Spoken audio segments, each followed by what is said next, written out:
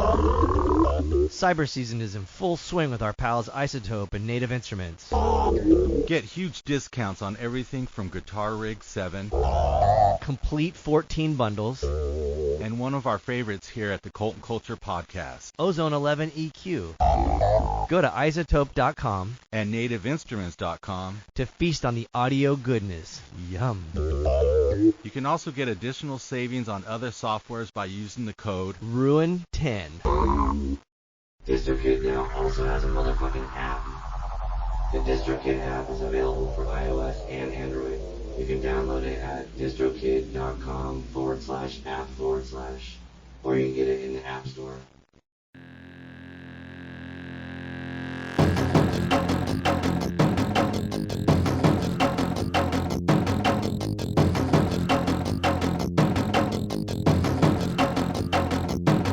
Welcome to episode 6 of the Cult and Culture Podcast. I'm Justin Pearson. And I'm Luke Henshaw. And this episode features Bob Barley from Vinyl Communications, the record label that was started in Chula Vista in 1986. Featured bands such as Amenity, Heroin, Men's Recovery Project, Rob Crow, Rock from the Crypt, Merzabau, Crash Worship, Longmount Potion Castle, KK Null, Kid 606, and many more. Bob was also the singer for Tit Wrench and Neighborhood Watch, and maybe most importantly, he ran for mayor of Chula Vista. So here you have it, the next episode of Cult and Culture. Rolling. Fucking gay people are the only ones that want to get married now. They're the ones that probably gonna buy the fucking houses and shit people are buying. So. Yeah. So. Is it all ready to go? Yeah. Okay, cool. Yeah. So. Yeah, I appreciate it. If I'm a pain in the ass, just let me know. Cool. So I'll do like a little introduction and then. Sure. Whatever you guys roll. What's our time frame on this? Like an hour? Whatever you want. Oh. Yeah. Well, whenever it fizzles I'll out. answer. This is my day, other than fixing your heater later. So I think that's the introduction. So yeah. So Bob, So I met you through Vinyl Communications, and I think probably through Matt Anderson at the time, which was predated. Or possibly Jose.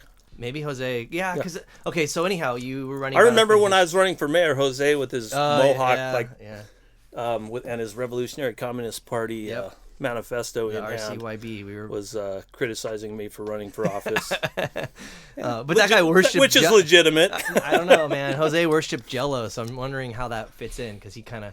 Let's start off with that. Then let's talk about you running for mayor because that's pretty mind blowing. What year was that?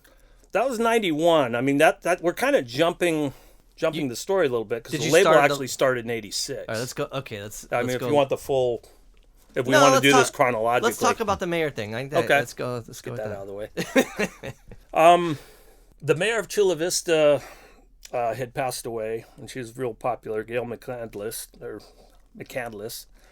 and it was sort of like there was nobody set to take that job. So it was sort of like, well, who's going to be mayor of Chula Vista? So they called a special election. And the election was in June of 91. And people were coming out of the woodworks, myself included. So there was 11 people 1, 2, 3, 4, 5, 6, 7, 8, 9, 10, 11 that ran for that office, wow, okay. Declared candidacy. And there were 4 of them that, God, you kind of caught me off guard because I can't even remember a lot of their names.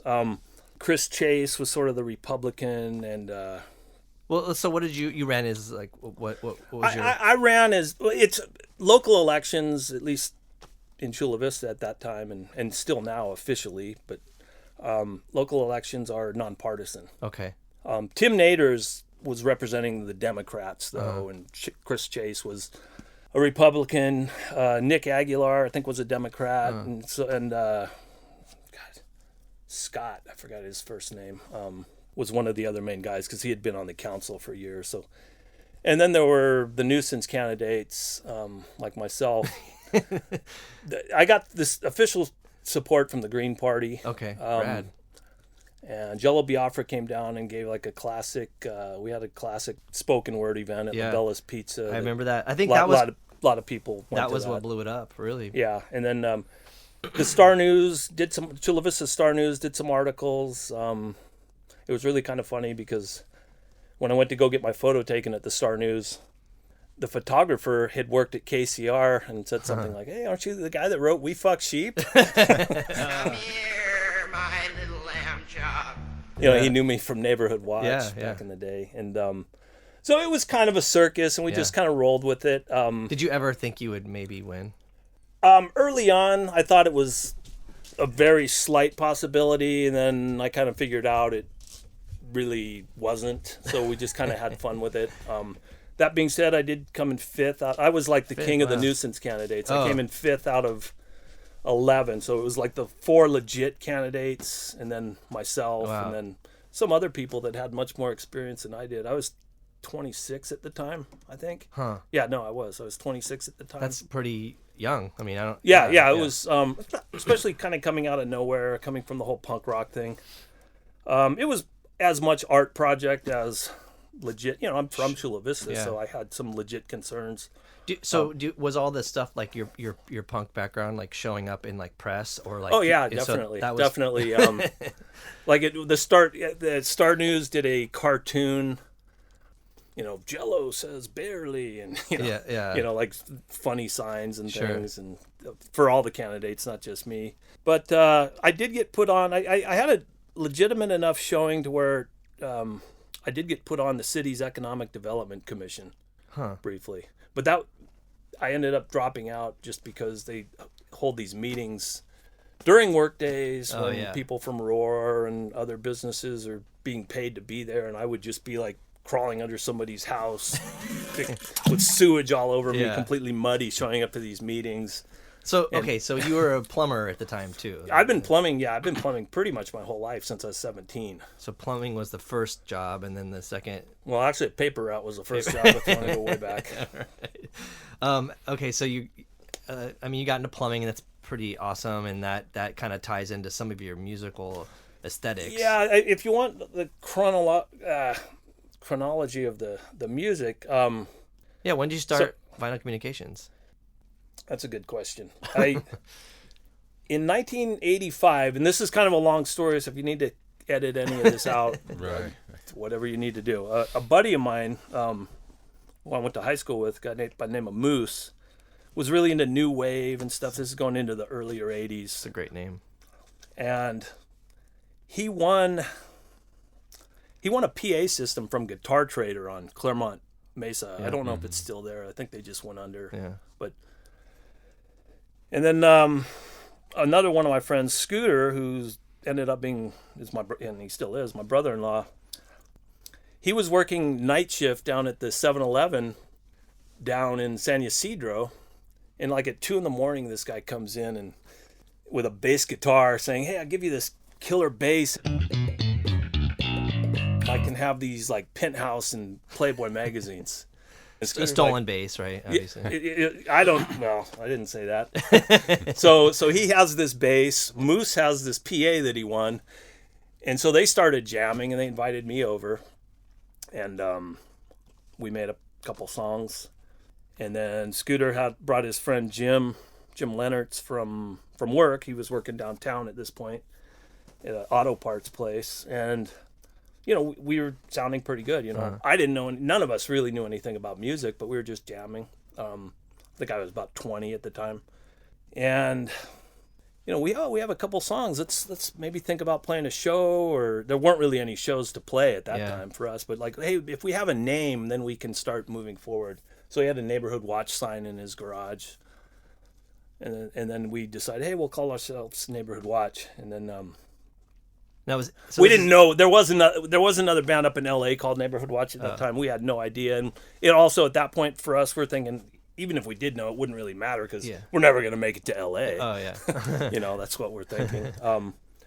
So then Moose comes over to my house a few weeks later. Hey, I think we're taking this too seriously. I mean, if a name for a band, it's like you guys are going nuts here. So he quit. That's too bad. So it's like, shit, we don't have a place to play. So I had already had my house. So you know what? I know a lot of building. I know a lot about building. I run into guys on jobs. I'm going to build a fucking studio. So got a lot of help from a lot of sympathetic people and construction workers. And we built the studio that, I mean, a lot of things have been recorded there since. Let's just put it that way. So first, I used to do a lot of DJing too, but I don't think that really ties in with the label so much. And back then, by DJing, I meant just like playing records at parties, but I'd always mix in like punk rock and just weird shit, Right. pissing everybody off that wanted to hear Michael Jackson. But oh well. So in 1986, my nephew was going to Torrey Pines High, and he had a couple friends, Brett Barmettler, like kind of a weird dude, and they were getting into punk rock and things, and they knew that we were practicing, so they started coming down when they were in high school. Brett Barmettler is Barney Love. I mean, that's kind of I'll be referring to him as Barney Love from now on. He was pretty important in the early foundations of the label, including designing the logo and designing different record covers and things.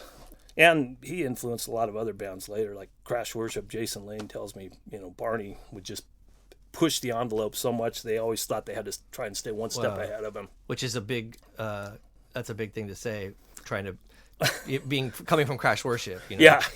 Well, Barney was like when the band Shelter was playing, the Krishna band. Yeah. Barney would be throwing hot dogs. So at he was. them. I remember it what was his name? Del Mar's garage or whatever, and like people would go and throw hot dogs at him. Yeah, well, Barney was doing that up in Del Mar at that point. But anyway, that's jumping forward a few years. But so I bought a 4-track in '86, and we played one show, this keg party right across the street from Hilltop High School, and we did pretty well. A lot of people liked us, even though there wasn't really any punk rockers there. But so, you know what, let's just record a record just for fun. I mean, yeah, no one's going to buy it, but they're not that expensive. We can sell them at Off the Record, Blue Meanie, and the punk was kind of getting going a little more by that point. Didn't know anything about it, but it was just something I wanted to do. And we put out this first 7-inch. I know no one can see it. I just brought it. I brought some props to remind myself of this. Some of this is going back a few years. What is this? 31 years. So that's after the 86. fact. This is 86. This came out in October. We got it just a few days before a show at my studio, and that's where I met all the guys from Amenity. We just put on a show, put out some flyers. There was a place called the Berlin Wall. Oh yeah, in I used Chula to go by Vista Creepers on 3rd there and Avenue. stuff. Yeah. And we put out some flyers, and let's just see who shows up. It could have been nobody. It could have been 100 people, and it was a lot closer to 100 than nobody. Wow. And I said, hey, we just put out this 7-inch after the show. This band Tyburn Jig opened for us. Just a guy I had met. I used to run ads in the Reader just to have people come over and record. I had a little 4-track cassette, so it wasn't anything too legit, but it was just, hey, come record your demo or whatever.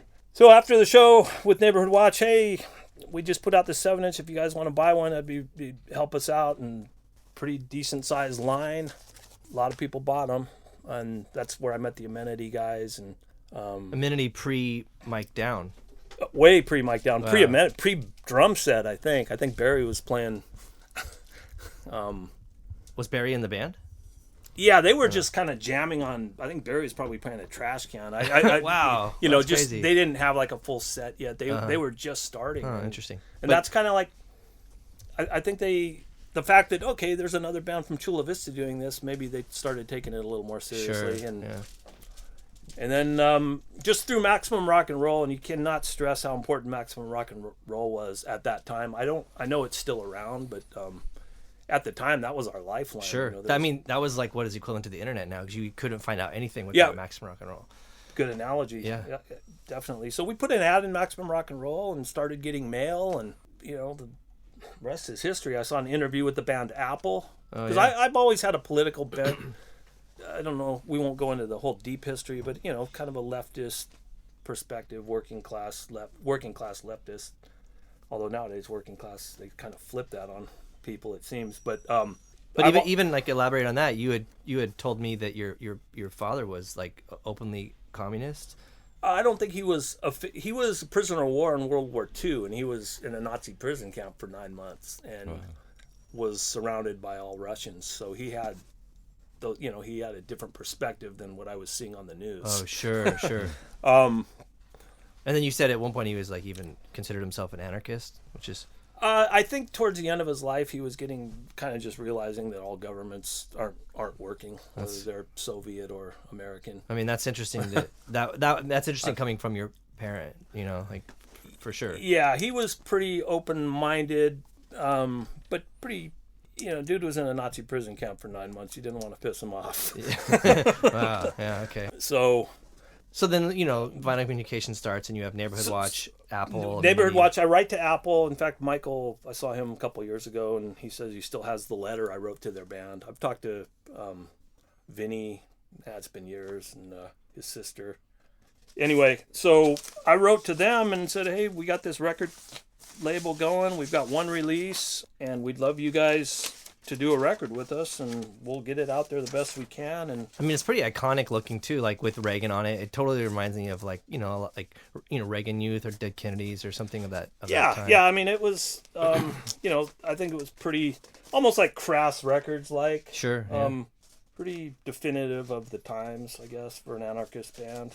And then we did our third record was The Menity, who kind of took a similar theme but gave it more of a suburban San Diego vibe. That doesn't have like the aesthetic of the Amenity that I grew up with. So I must have like came in a few years later when this is their first one. I don't know if you ever saw this. No, I had that record, but my introduction to Amenity was with Mike Denny. So that was after that record. You know, I think This Is Our Struggle and that was VC 18. Yeah, okay. So that was kind of like when I started, I don't know, getting hip to whatever was happening. Yeah, well, this is bringing back a lot of weird memories because some of the stuff I'd forgotten about, but I guess so that was kind of our first. And then by the time VC4 came out, which we put out the Feeding the Hand That Bites 12-inch, we were getting interviewed by Marco Collins on 91X, and wow, so you were kind of covering some ground there. I mean, yeah, we went from nothing to being on loudspeaker. Yeah.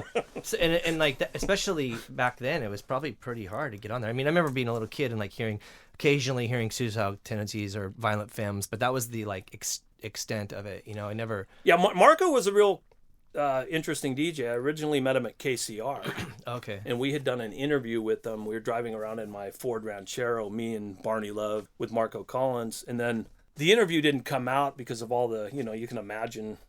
Driving and especially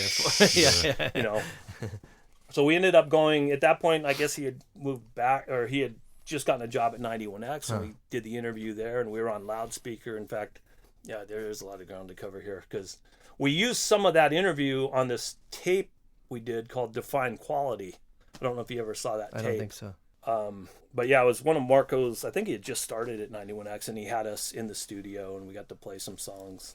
It was a lot of fun. But Define Quality we actually did as a benefit tape for a record store we opened. Okay. Vinyl Communications helped open a record store. So we'd have these shows and we'd tell kids, hey, bring all your junk. We're going to go to the swap meet a couple trips to see if we can put together a couple months' rent to open a record store in Chula Vista. Because back then everybody had to go up to Blue Meanie and El Cajon and Off the Record, I think was on El Cajon Boulevard. And there was Lou's and Off the Record and and that those were like going to the moon for us. I know, basically. I know.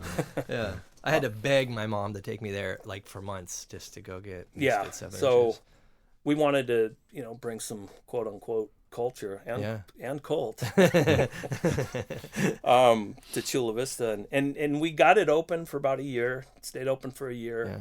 Put a lot of pressure, put some financial pressure on myself because I was on the lease. Yeah.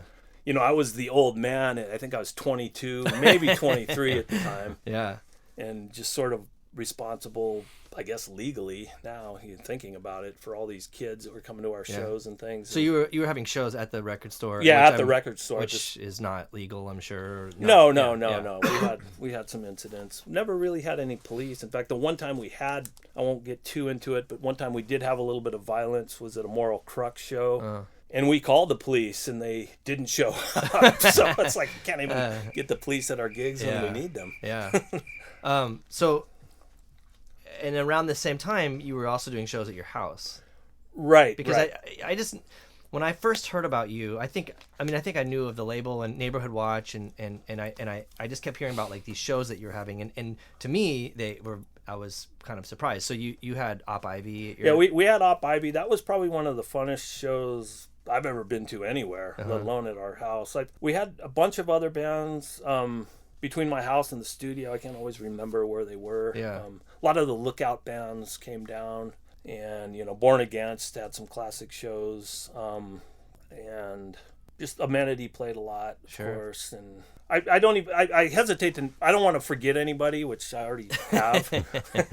So I know Kamala and the Carnivores came down, but part of her band didn't come, so they couldn't play, and she was really bummed out. Brain Rust played, which was VC7, which was an early. They used to be Sleeping Dogs on the Crass label. Wow. And we put out their record. So we were all over the map in Sure. terms of sound. Which I think is like, you mean Vinyl Communications? Yeah, Because I yeah. think that's like a really important detail for you, but also for San Diego, because I that's sort of like what 31G kind of modeled itself after. Like, it was very eclectic musically, and I think that was, I mean, at the time, I feel like even with Gravity too, it's sort of how everybody was doing things, just kind of by the seat of our pants, and like it wasn't like a defined label. You have like Metal Blade or something that just puts out metal. It was just kind of like we did whatever we felt was cool and what we liked. It was more a spirit. I mean, if I'm allowed to use that Sure. word.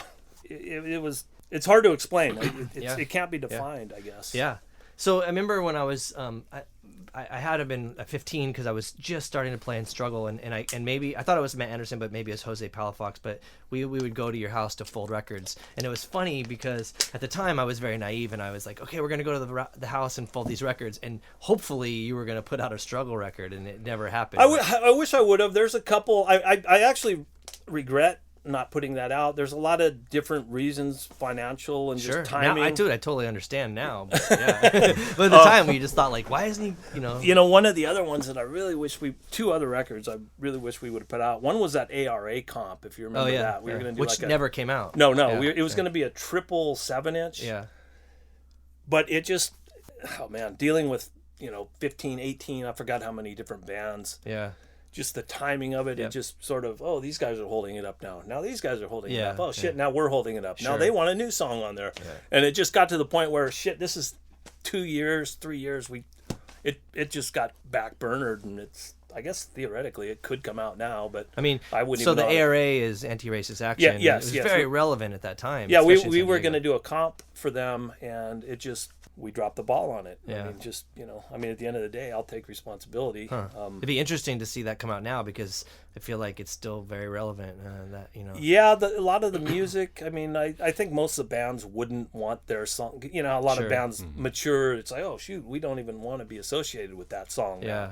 So I wouldn't release it. But and another one that this is jumping forward close, 5-10 years. But when we sort of segued from punk, getting more into electronic music, but still with a punk edge, like Kid 606, Tit Wrench, stuff like that. Merzbow, we did a couple Merzbow records. We were planning on doing a record called That Was Punk, This Is Now, and that one never came out. A compilation? Yeah. Oh, okay. Yeah, compilation. I think I remember you talking about that at some point too. Yeah. So it's kind of, you get all these ideas, and a lot of them come to fruition, and just some get shelved for every reason in the book, really. So where did the cross from Neighborhood Watch to Tit Wrench happen? That happened. Now, Neighborhood Watch, we had some nice shows up at Gilman Street. When Op Ivy played at our house, to thank us later, because that was the second show on their U.S. tour. They invited us to play with them up at Gilman Street, and that was a phenomenal show. It was packed house. Sure. And especially the I remember that around that time, like Gilman Street was like the sort of mecca of. Oh yeah, everything. definitely, absolutely, and especially on the West Coast, if not the world, really. And we had a nice show. We played some nice shows up there. We developed a decent fan base, so we kept getting invited back. And on the fourth time we played up there, as you know, I'm a plumber. That's where I make my living. And one of my neighbors had a job for me about 2 hours outside of Sacramento, up in the mountains. So he kind of talked me into going up there and plumbing this cabin for him. It was like a bed and breakfast. It's going to be four bathrooms, kitchen, whatever. It doesn't matter.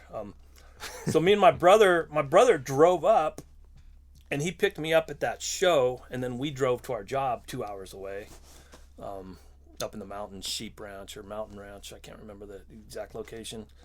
And then I guess on the way back, the band kind of split up. It was unfortunate, but we had Zach from Pinback was our bass player, and For Neighborhood Watch. yeah, Okay, I didn't know and that. Tom from 3 Mile Pilot, he Yeah. was our keyboard player, and yeah, Neighborhood Watch is we could talk about the whole show on that, but I'll try to summarize. So when I got back from doing that job up out in the mountains, and we've all felt this. It's like, it's just too hard dealing with so many people in Sure. a band. So sampling was coming in. Sampling was getting much more affordable, even though I think my first sampler cost me $1,500, which was Same here. buying a house back Mine then. too, $1,600. So I just started sampling whatever. I mean, with contact mics, I'd sample flies, caught in a web, just shit like that. And then Tim Gonzalez came over, and I had known Mike at that time too, so we just started sampling guitar riffs. Mike Denny? Yeah. Yeah. Yeah, and that's where that first Tit Wrench record, Go Back to Europe, came from. It took me probably 6 months to write one song back Yeah, then, yeah. though. So that's the Seriously. first Tit Wrench release. Well, the first song, People Like That Should Be Spayed, was on an Amity Records compilation. Okay. And they were eventually released by Mordam, but they did this 10-inch record called Beautiful Music for Beautiful People. Yeah. So And that they invited me on there because they were one of the bands that played the studio back Oh, in the cool. day, Descent, and so that's kind of kicked me in the ass. Like, shoot, I got to do a song now. Oh yeah. So I started putting all the guitar riffs and really focusing on. So that record is basically you and half of Amenity. That's one way of putting it. Yeah. Yeah. It's except they don't like.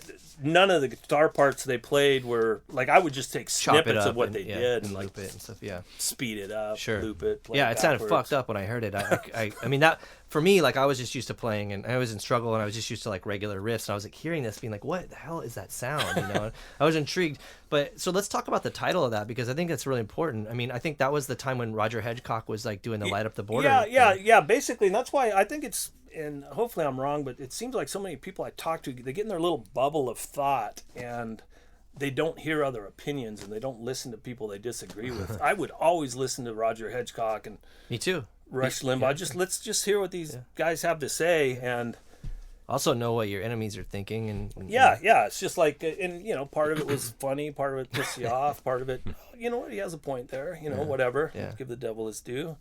But they were doing this Light Up the Border thing, and I went to the first one, and I just couldn't believe it. It's like, come on. It's like, what is this, like Ku Klux Klan stuff almost? I mean, that's probably an extreme. I mean, it was pretty fucking like rogue and like just a bunch of shitty white people lighting up the border with their. Well, so let's people put their cars car and- lights, Yeah. car headlights at the border. Yeah. And it's, like a message to I don't. The weird thing is like I could never figure out who the message was to, like the people of Mexico or to the government, like well, U.S. government. it's a bad look, whoever the message was for. So me and my friend Jay, who had a little magazine called The Amigo, just like as an art thing, I didn't think it was going to be dangerous, or it was just, we were just young punks fucking around, but we made some signs. Jay had a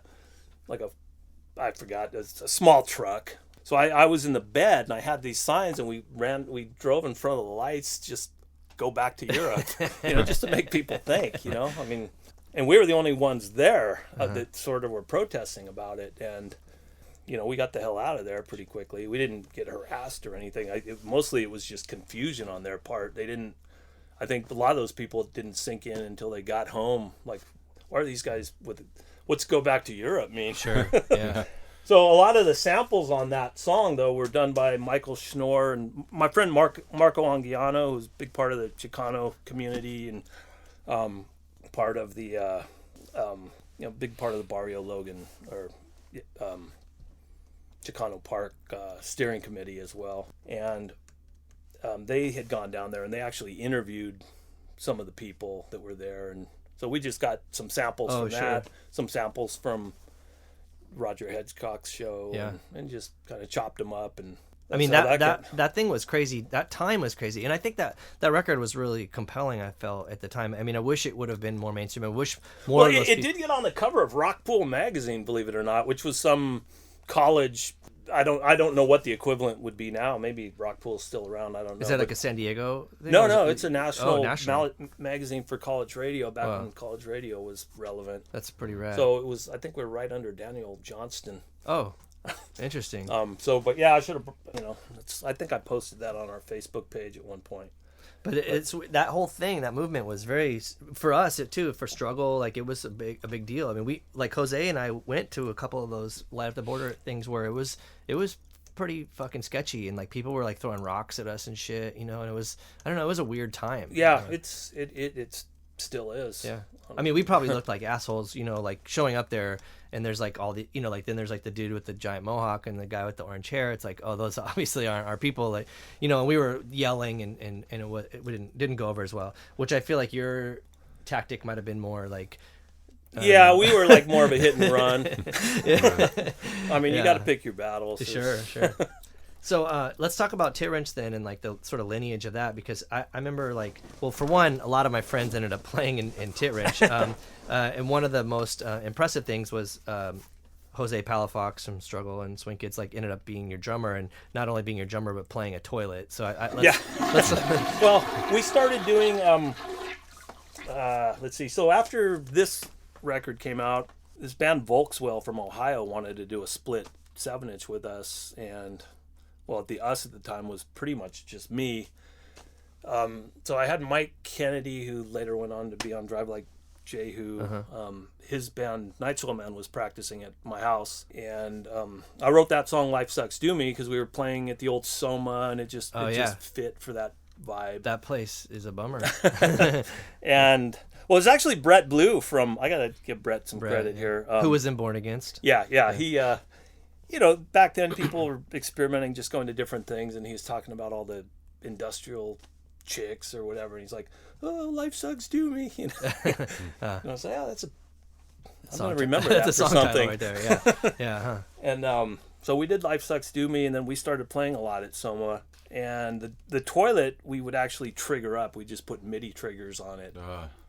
And so we'd have the toilet with a kick drum, so he'd be literally playing the toilet, and we could hook up different bass sounds. So did he sit on the toilet, or was he in a drum seat? He was in a drum seat playing the toilet. Okay. But we'd have different cymbals. We'd have the tit wrenches, which are these little brass or not brass, they're cast iron little logo. If you see our logo, you know what they are. Yeah. But they're basically to open up clogged sewer line, or open up sewer lines so you can clean out the clog. That's basically what we mean by that name. Unclogging the sewer of culture.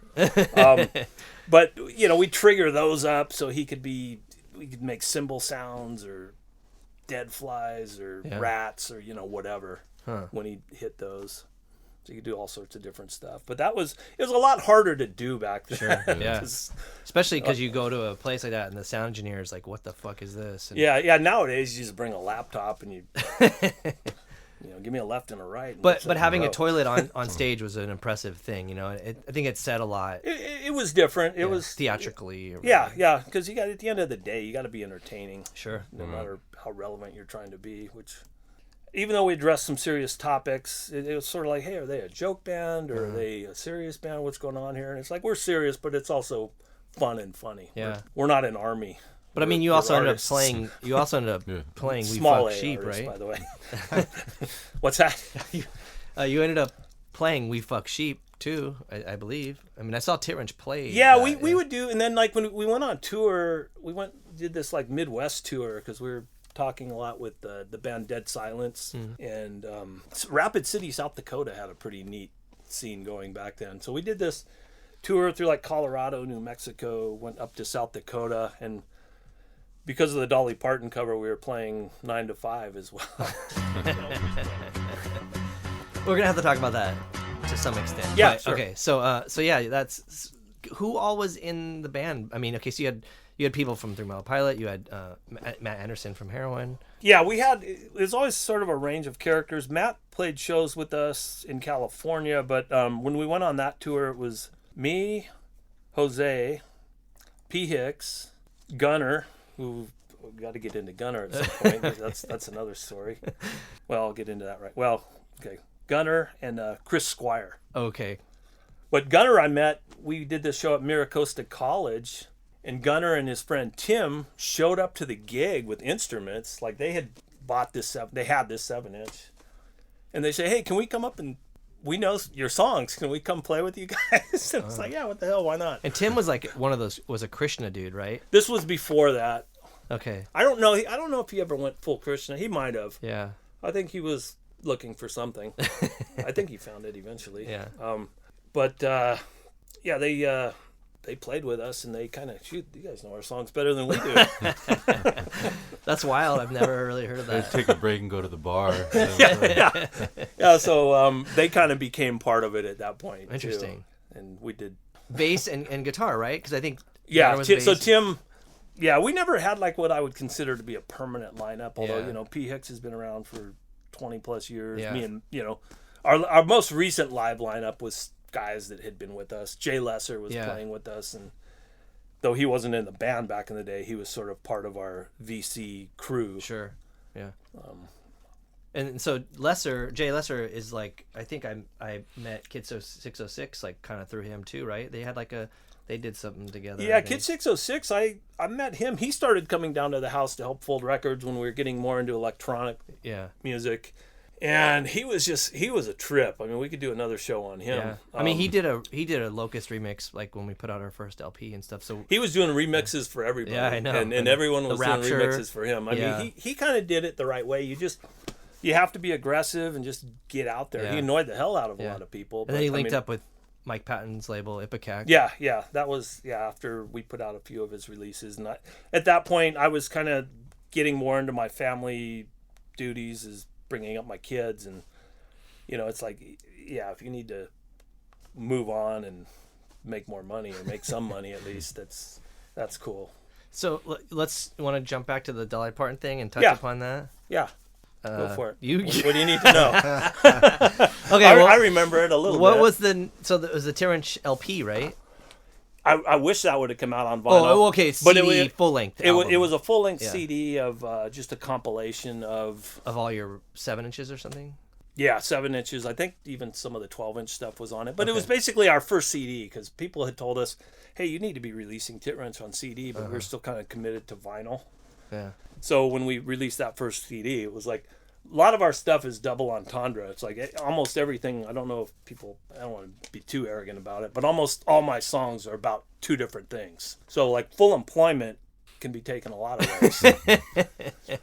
But one of the ways it's to be taken is that it's like, this is sort of like, our first couple years of activity, Full Employment, everything's on this. Yeah, although it wasn't everything, but it was a good chunk of it. But I don't know if anyone knows what that cover was, or they won't get a photo of it here, but we just used an image that Dolly Parton was on, and we got cease and desist letters from her attorneys. But you edited the photo because there was like dogs and shit, right? We edited it a little bit, yeah, it definitely. And honestly, back then we were just doing cut and paste because I didn't, this was before Photoshop, or right when Photoshop and all that was coming in. And I didn't know how to do any of that, so I think somebody at the printer or where we were getting our stuff printed through was pretty sympathetic to that photo because they made it look good. I just cut a dog's face out and glued it. They blended it. So it was a picture of Dolly Parton with the U.S. military. It was during the Gulf War, and the point wasn't against Dolly Parton or the military per se. Like I said, my dad was a POW. It was just sort of using this rah-rah, tits, beer, let's go kill people, and that's kind of, hey, I don't like that. I know what war does to people. I know what it did to my family. Sure. I had 6 uncles and aunts in World War II. It's like, one of my uncles was in the Battle of the Bulge. No, this isn't fun for anybody. Oh, that's interesting. That's why it's there. Mm-hmm. Not to mention the, all the debt and just the debt and money made on war. Sure. It goes back, people like Smedley Butler's book, I think that's the name, War is a Racket. I mean, if you can get a hold of that, I think it was written in the 20s or 30s. Same shit. Yeah, sure. And we're still experiencing it. It never, I mean, I've been studying the history of Rome quite a bit. Yeah. And, it goes back that far and probably a lot further. But we need to progress as humans. Sure. So speaking of progression, you got a cease and desist, and then And we ceased and desisted. Yeah. Basically, you got to pick your battles, and I wasn't ready to. yeah, that's a big battle to pick. Yeah, it's a big battle to pick. So we just sent them the rest of the covers and washed our hands and feet, and never heard back from them. But I'm sure that image is online somewhere. Someone can Google it and find it, right? I hope not. Okay. All right. So there we go.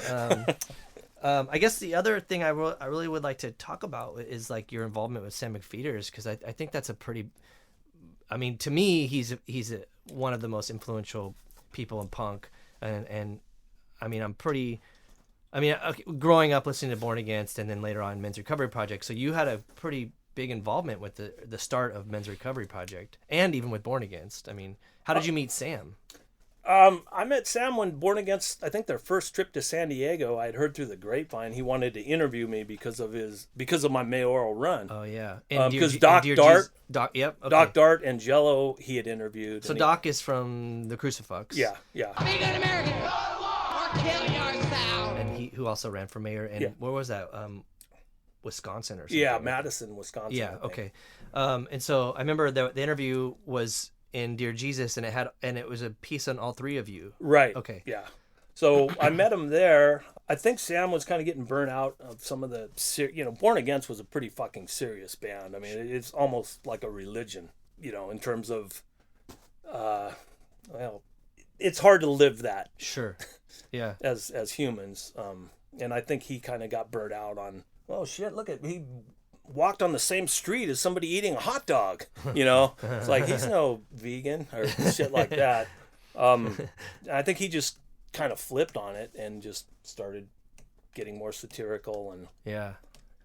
Which I guess is interesting to think about him and his own musical career going from Born Against to Men's Recovery Project, because it was a pretty large shift. I know he had given the first two Tit Wrench records really positive reviews in his magazine, and then I know the first Men's Recovery Project record, and they were on like a slightly larger label, brilliant record. I think it was called Emergency Record, and I saw some reviews where, this sounds kind of like Tit Wrench, and then at that point, me and Sam. So were that like, blue CD. This was not the first Men's Recovery. I think this was the second. Okay. The first one was called Emergency Record, and it came out on. Oh, it was a 7-inch. Yeah. And it was like a woman giving birth to something. No, that was on Matt's label. That was on Gravity. Okay. Huh. The 7-inch was. I don't have a copy of it, but whatever. anyway, so.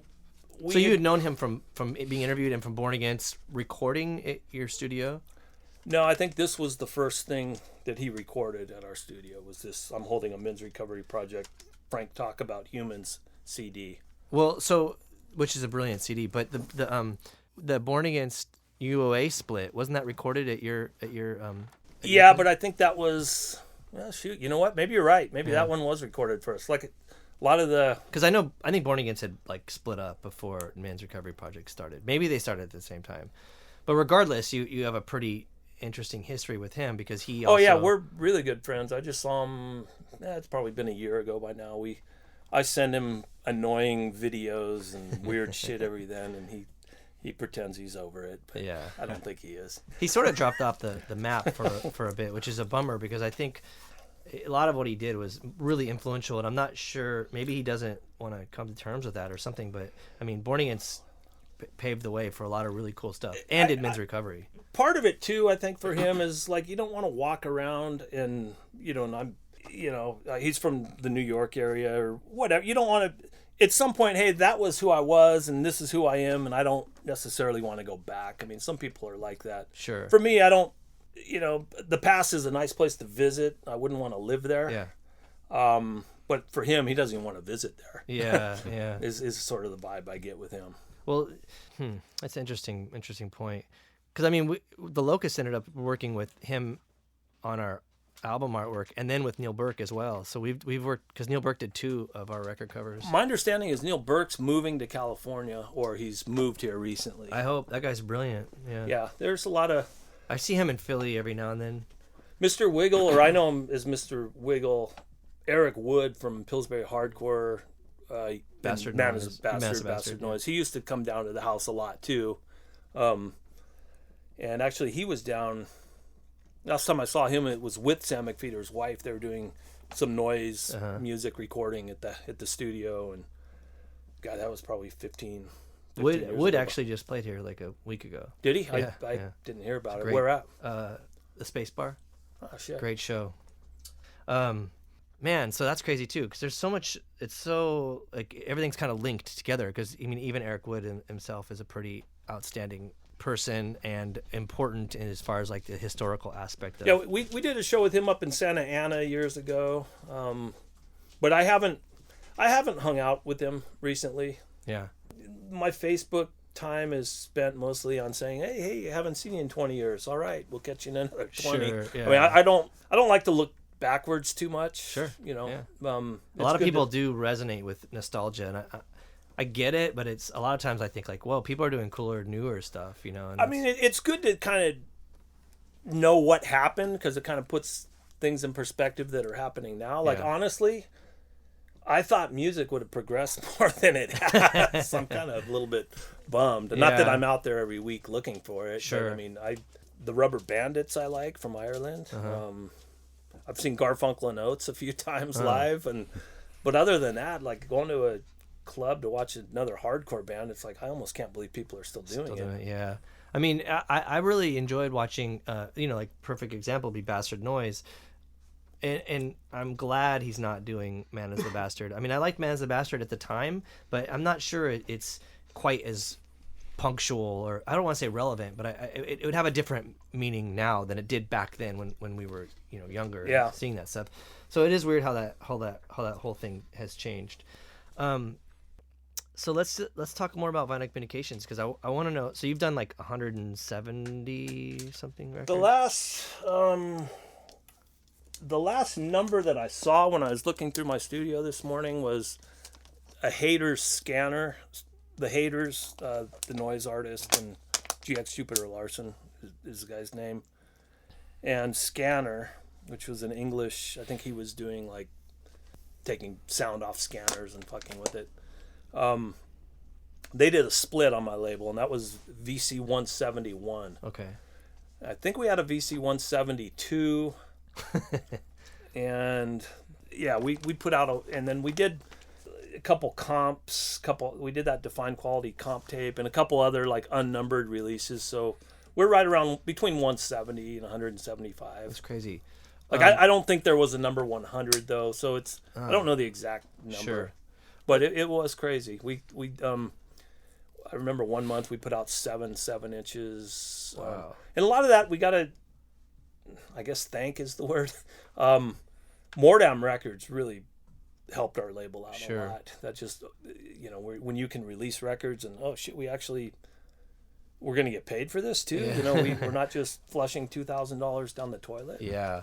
Because when you're doing independent stuff, like when we first did the first Neighborhood Watch and some of the early records, it was rolling the dice. Yeah, we just fronted you $500 worth of product, and I've got no legal recourse if we never get paid back. Sure. And but also at the same time, like for me too, when I started 31G, I never thought like I would be putting out 100 records. I mean, we're getting up there. We're in we're in like 90 something now. So I mean, it is weird to think about that. And I mean, I think even when I first met you and we were folding, I wish I knew it. It was like maybe someone from Night Soil Man's record. It wasn't Night Soil Man. Rosebud probably. But it was like a 7-inch or something. I remember. Oh, Leather Muffin. I don't know. Yeah, maybe. Yeah, that was Rosebud. Yeah. Night Soil Man was. I just remember folding records and thinking like, God, there's like, I don't even know what number that is. Like what, at least 10 or something. It's like, wow, there's like a handful of records. And then sooner after that was like there was like Gravity, and they were putting out stuff too, which is crazy because now and after so much time has passed, I look back and I think about like how you did release the first heroin 7-inch, and then even like thinking about like stuff like the Longmount Potion Castle stuff. Oh yeah. That was a good story. That gets back into the Barney Love, because can I tell that? Yeah, one? sure. So we put out the Barney Love tapes, which was him just making a couple crank calls, and they're kind of vanilla by today's standards. And we beeped out the numbers and names so nobody could take it like it was them or whatever. But that tape was sitting up in my attic for about a year or two. And it's like, oh, okay, why don't we release it? Just see what happens. Because, Michael Board had released the Longmount John Truby. tape. No, this was the Barney Love okay, tape. Okay. VC16. So I get this weird letter from this guy in Colorado saying, "Oh, this sucks. My stuff's way better than this." I wish I'll find the original letter at some point. It's like, okay, yeah, the first time you hear Longmont, for anyone that knows what it is, it's like the first time you're not on. Longmont's one of those things. The more you hear it, the funnier it is. The first time I heard it, it's like, okay, this ain't bad. Second time, okay, good. Oh yeah, it is pretty funny. Yeah. And then you hear it 100 times, and it's like, okay, well, I've heard that enough. Now it goes in the attic.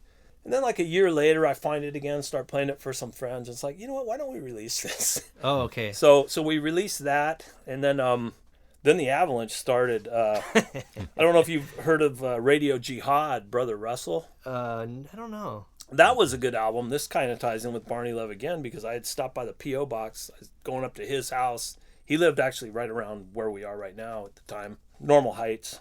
And I had the Radio Jihad tape, and me and Barney were just listening to it like right out of the mailbag. And first take, it's like, okay, we're putting this out. Oh yeah. So yeah, Brother Russell, we made full color posters for him. I wish we could have done more for him, but yeah, check him out. I think he has some stuff up on YouTube. But the Longmont stuff blew The up Longmont because stuff you ended blew up up. putting out like a few. We did the first Longmont, and then we did Longmont 2. I put together the first Longmont so those are the bits that I like the best of the tapes we had. And then Rob Crow, who's been really helpful with the label going way back, I met him, I think he was in high school the first time he came down to do an interview for some little high school magazine or something. He put together the second one, and then we did a VHS tape, which was really new for me. I had never been involved in that type So of what thing. was on the VHS tape? The Longmont guy made a little movie. I think it's on YouTube now too. You can find that for free. I mean, like he would have a spy camera, right, or something? Is that what that was? he did all sorts of weird shit. He dressed up as like a big rabbit or something, and So I wonder if like things like I don't know, like Jackass or all those weird like prank kind of things like took cues from that, because I mean it predated a lot of that it's stuff. possible. Yeah, the Longmont guy's been doing it since the 80s. I did hear, I think it was a Coke or Pepsi commercial where it's like, and this about 10 years ago, okay, these guys are getting this from Longmont. I don't remember precisely what it was, but it was obvious that the guys who wrote this commercial Heard it, yeah. They had heard Longmont. It was very obvious. It's all over Adult Swim, and like there's like these weird late night pieces that are actually the crank calls put to like this weird like. Oh shit! I didn't know that. I try not to watch TV. Well, and then Adult Swim's like. I think I've seen it, Yeah, but yeah, I haven't seen any Longmont top tier on it. television. Anyhow, it's they're doing a movie about it now, and the director said he was going to interview you, and he wants to talk to Rob and Travis Ryan, who also. Yeah, I haven't talked to anybody about that. Well, I guess they're making a real movie. They got like some big people backing it, I think. So we'll see. Well, if I can find the original letter and they want it in the movie, they can have it. Yeah, huh. It's crazy they haven't been in touch with you about it. I thought. Well, maybe... I'm not that easy to get in touch with these days. Yeah. I feel like I gave them your email or your phone number. Oh, well. So I don't know. Who knows? Because you were like the first source of that thing being exposed. Yeah, that is true. Yeah, which is, I don't know. Seems like a pretty big deal to me. No. I mean, we got it. I remember talking to Ken Sanderson up at Mordam Records when they were trying to break into the Australian market, and one of the things, this is from a Mordam meeting, he was saying, yeah, a lot of these stores, they're a little standoffish. We'd send them some sample packets, and they'd say, well, send us a couple Longmonts, but we're not really interested in any of the music. Wow, that's interesting. That was pretty funny. But yeah, Longmont, I guess you never know what's gonna hit. I mean, that's still like a staple, like on tour. You're like, oh, we have an 8-hour drive. Let's throw on some Longmont. And, absolutely. Yeah. Especially if you have a newer person in your band that's not familiar with it. I mean, it's so rad to expose people to that. It's the one thing that I say about Longmont is it is one of the few things really.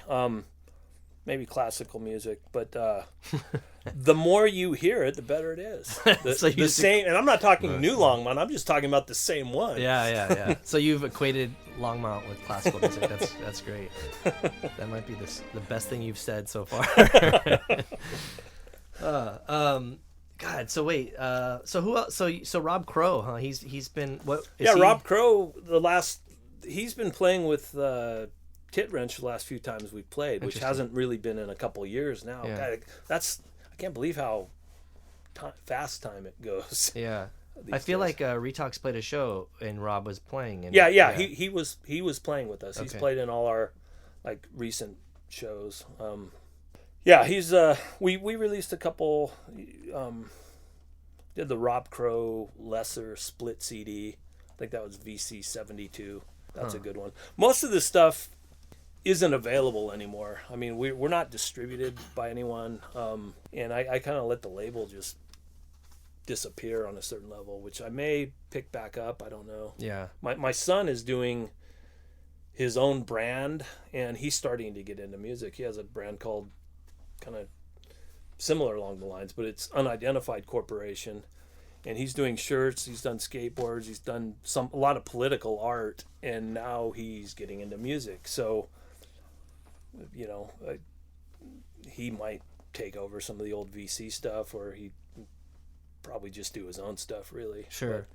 But it seems like there's. But it's like I don't want to go back into working into a record office and dealing with a lot of bands and arguing over how many color inks their tour posters going to be. I mean, it's kind of changed. I feel like you could even have it up digitally for archival purposes, you know. For Yeah, people. we've done some of that. Yeah. We're doing that through CD Babies, doing some of that. So that's where people can check out most of your catalog, or A lot of it's on Spotify. okay. A lot of it's on YouTube. If you know what isn't on YouTube these days. Sure. And where else would it be? CD Baby. They're more of the distributor. Amazon has a lot of the Tit Wrench stuff. Okay. Neighborhood Watch, is that on? Neighborhood Watch we haven't released digitally. We plan to. Might be time. Probably. Yeah. So let's see, what else then? I mean, I hear like, I mean, I swear, I thought Green Day played at your house, which I thought was crazy. Well, there was a lot of those types of bands. Some of them I can't even remember the fucking number. And I do remember there was this band, and everyone was like, it's Zach from Inside Out's new rap band, which I guess would have been Rage Against the Machine. But you said I don't remember Rage playing. I know Soulside played. Uh-huh. But there was a lot of stuff going on where I was just, turning on the lights, basically, and making sure the PA worked. I was like working. Sure, yeah, so of course. What about your involvement with Matt Anderson? Because he recorded the first Swing Kids song for this Food Not Bombs benefit. We recorded it at your house. You weren't there, but so he was doing recordings. Yeah, Matt I met when we released the first Heroin 7-inch, obviously, and then I didn't have any guitar players currently working with me on Tit Wrench. Matt he was a young kid, he was probably just out of high school, and he's like, hey, let's do another Tit Wrench record, and I'll be your guitar player. So we, back then it's like, okay, we're announcing this release. It's coming out in whatever month. Yeah. So we better start working on it. Yeah. So that's how a lot of that stuff got done. And we just recorded it and put it out. And then Matt moved down to my house, I think he was living in the studio. Okay. And from there, I just gave him access to whatever he wanted to do. And he kind of saw how I was running my label. He wanted to start his own label too. And I just, I helped him with whatever I could do. And then the rest is history. So I think the first Gravity release was the Brain Tourniquet Slug cassette, and they were going to put it out on a flexi, but the only place that made flexis was a Christian company, and they said there's too many cuss words in it, so they never released it. So it came out on cassette, and then, but I mean, he ended up releasing the Heroin 7-inch that you put out. No, that was a different one. Didn't he re-release it? No. So it's always just only been on. Yeah, the first Heroin 7-inch has only been on BC, okay. And then he did his Paper Bag 7-inch, okay. Which I think he did. I don't know how many it was. There's like 100 on a white bag with gray vinyl. Okay. I've got one of those still. It's kind of like a rare collectible. That record I feel like was maybe one of the most important records as far as like design and stuff at that time. They were like that was kind of like the first weird ass thing that you would do as far as packaging. Yeah, it's kind of weird because it's very different than like where I was coming from. Shoot, we want all our records to look exactly the same, so they kind of look pro. You know? Yeah. As pro as we can make them for totally. punk rock. But you were doing the force down ones, right? With the Yeah, rubber yeah, stamps. yeah. That was Mike. He's like, oh, let's put some, we want to have stamps. And Mike was very energetic and opinionated. Yeah. And it's like, okay, yeah, we can do that. Sure. That would be cool. And That's funny because there's so many weird, like the first 3.1G release was Broken 7-inch, and they wanted a rubber stamp, and it was, I mean, and it looks cool, and I was psyched on it, but I was like, it's like the Force Down record, guys, but that was like what they wanted. Yeah, it was kind of the thing at the time. And I've always been pretty flexible with artists and just anything. I mean, I'll put my foot down if I see if there's a legitimate reason to not do something, but I'm not gonna tell you, hey, don't do that because I don't like that color. Oh, sure. It's like, well, if there's a reason for not liking that color, that's fine. But it's like, if there's no compelling reason not to use a stamp, then use a fucking stamp. Yeah. Well, one thing that I'm kind of like most proud about with the label is how many people that were central to it or came on as helpers. Yeah. Went on to do other cool shit. Yeah, that's a big deal. I mean, like kind of Gravity Records came out of that, and 3.1G did, man. I mean, it was fucking weird to go to your house and to fold records and to kind of understand, because then not that many years later I had people folding Unbroken 7-inches. Yeah, it kind of changes your perspective. Yeah, it's like, like, hurry the fuck up. When you're the one folding, it's like, hey, we're only getting pizza for doing this. Pizza, that was always all we'd order, pizza. What's the rush? Yeah. No, and then, there's a lot, like Von from Custom Printing, huge help. Which is where I got all my early stuff printed at. We'd print the 7-inch covers and fold them and glue them ourselves because we couldn't afford to make regular covers. Yeah, I mean, I had so many nights where I'd be at Von's till 4 a.m. and like driving home for 3 hours of sleep, and like as soon as UPS opened, they had to be up to Moordam or whatever, where we'd have these folding parties, whoever we could put together. It's like, yeah, beer and pizza, whatever. So what did Von print? Like most of the... A lot of the CD things, a lot of the more custom. I think he started with VC35, which was... he might have been before that. This one was VC35, the Tit Wrench Temporarily Committed for Life. And this was his old shop, because I forgot to mention my buddy Jasper, who was one of the original Tit Wrench members, although he wasn't... I don't know if he's ever on any recordings even. Yeah, other than I know Jasper. I met him before. Yeah, I just saw him. I did some plumbing up at his house up in L.A. about a year or so ago. He's doing really well. But Von is crazy because, well, for one, he does... But I met Von through Jasper, actually. Jasper used to work for him. And Jasper worked for Lynn at Soma. And Jasper's the one that turned me on to Von. Then me and Von became really good friends. I remember he knew Martin Sprouse at his high school. I think they went to Mira Mesa High. And I had bought a zine that Von put out. I forgot the name of it. He's going to be pissed. Sorry, Von. But I had it, and right up until maybe a week before I found out, just years later, he was telling me, this journalism class, we did this zine, and I knew Martin Sprouse, and it's like, oh, fuck, you did that? I just threw that away. Wow. Which is weird, because I don't throw anything away. Yeah. You've been to my house. Yeah. But so Von went and did Space Worm, and you released a Space Worm. Yeah, we did a couple Space Worm albums. He actually started, him and Kid 606 did Aerial together, the Aerial 12-inch. What about that was Travis. Was Von involved in that? I don't remember I know Von and Travis are good buddies. Yeah. The CD we put out was Travis from Cattle Decap. Yeah. And I forgot his partner's name. Sorry, it's been 20 years. Yeah. But Von's a pretty important figure because, I mean, he did all this stuff for Gravity and was doing stuff. Well, Matt was working for him. Matt actually was working for me. Matt was plumbing for the longest time with me. We did this 9-unit apartment complex in Imperial Beach. Matt helped me on. This was the early 90s. Okay. In fact, it's kind of funny. Matt kind of regrets not sticking with plumbing because now he's an accountant. For anyone out there that's looking for something to do, it's like, I recommend plumbing as a career because...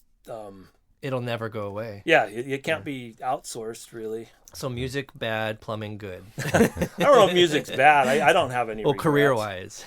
Well, I would never tell anyone how to make a living, but just for me personally, I couldn't make a living doing music. Yeah. I don't think. I just wasn't comfortable enough with all the... Like, I'm not even comfortable now, and you guys are completely great hosts, and this is lovely, and but it's weird talking about yourself, and that's all promoting your own music is. Yeah. It's like, I felt like this, and I was so sad that song, and this one's really important.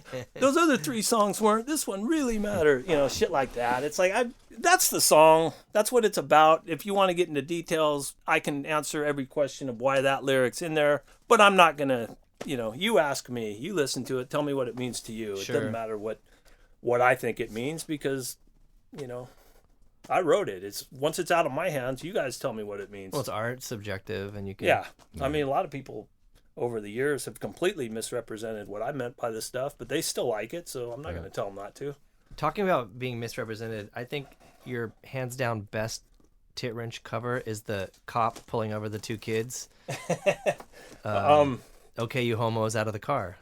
Well, I hate to let this one out of the bag where that came from. I think I know, but go ahead, let it out.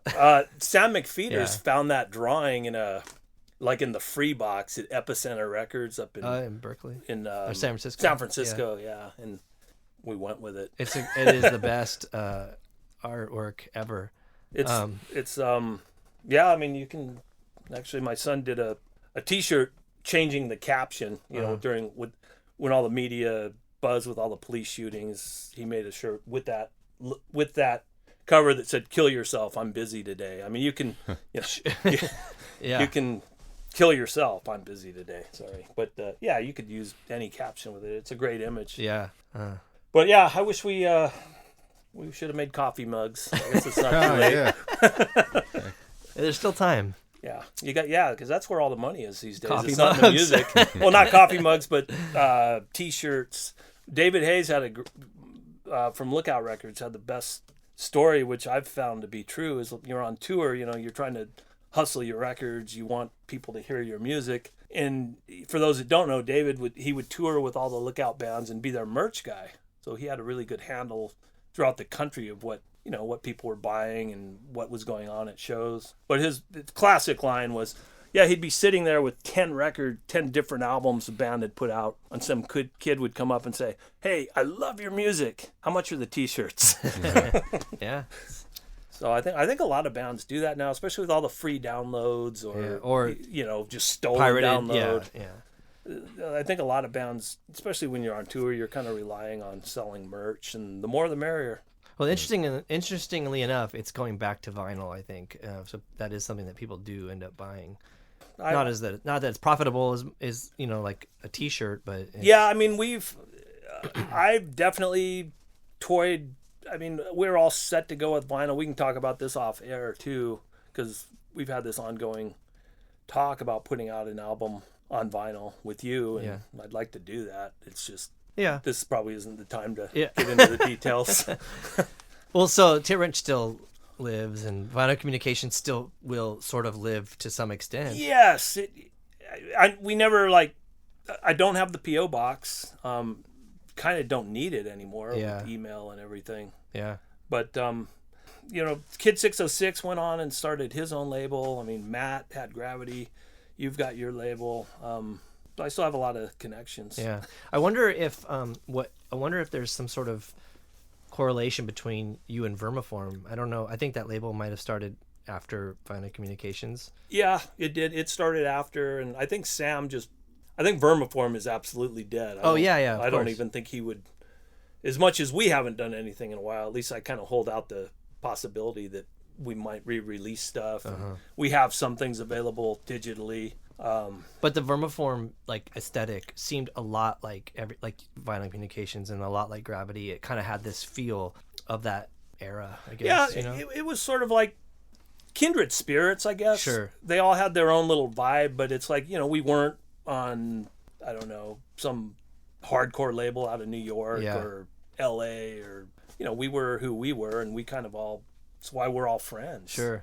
Yeah. Because we're all like, okay, well, I'm not exactly like Matt, of course, or Sam, but we all appreciate the styles that we do. Sure. And we're all of relatively the same time frame in terms of when our music was becoming somewhat relevant. So that's I mean, to me, growing up younger, it was always really intriguing to see you work with Matt and you work with Sam and you work with, even later on, like with Kid 606. I was like, damn, it's crazy to see all of my friends from different, like, not different worlds, but like genres or whatever, come together and collaborate. And I think it really set something for the way that San Diego is. And Well, yeah, speaking of that just reminded me of something since we're on Adams Avenue. My friend Marco Anguiano, who passed away about 12 years ago, he used to work for the Adams Avenue Business Association. So him and Scott Kessler, I think, was the head. I think Scott might even be back there. I bump into him every now and then. But they got us to help them every now and then. Like, they would give us a free booth some years. But then one year,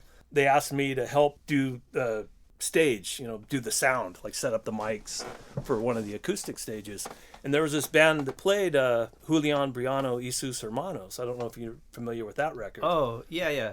It was a Norteña band Yeah. from National City. And they were really good and they were really cool dudes. So I said, hey, why don't you guys come down to the house and record just for fun? We'll see what happens with it. And did 2 songs with them that came out pretty good. So we approached Rocket from the Crypt right when they were, pretty Huge, popular. yeah. And John liked it, and so we did that split. So I like doing crazy, fun stuff like that. It's like, so yeah, these Rocket fans with their, Rocket tattoos and their gas station attendant jackets get to hear Julian Briano y sus Hermanos. Yeah, and probably will hopefully be exposed to Vinyl Communications as well. Yeah.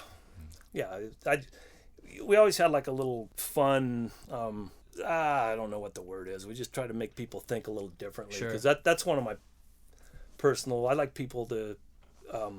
I think people get like in their own little bubble, like I talked about earlier, and just don't explore enough weird shit. Sure. And the weird thing about that release in specific is like it seems like an easy risk. Like you do. Oh yeah, I didn't consider it a risk. I knew we'd sell it because Rocket was on it. Yeah.